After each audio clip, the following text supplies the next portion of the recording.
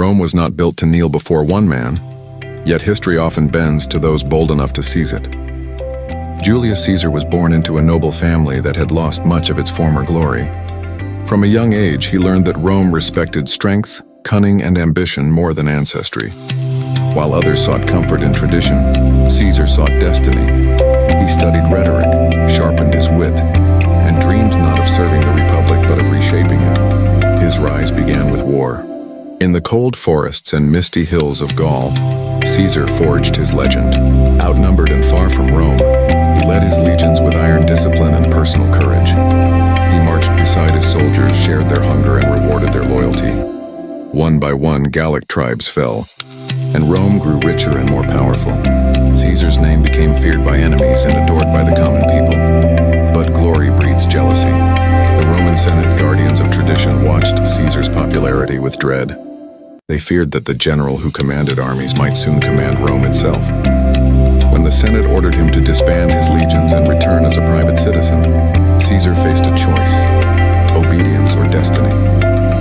On a cold night in 49 BC, he stood before the Rubicon River.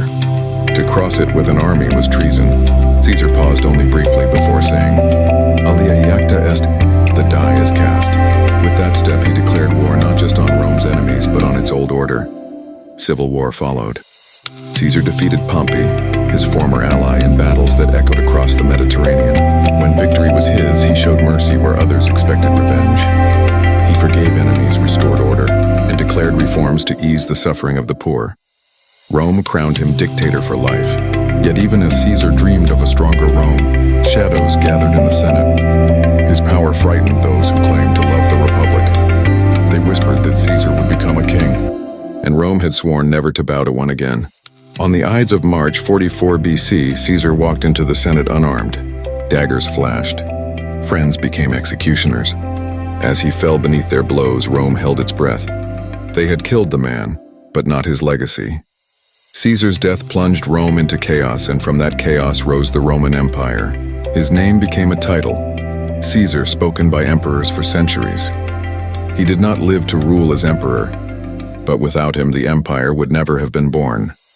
Julius Caesar crossed more than a river that night. He crossed into eternity.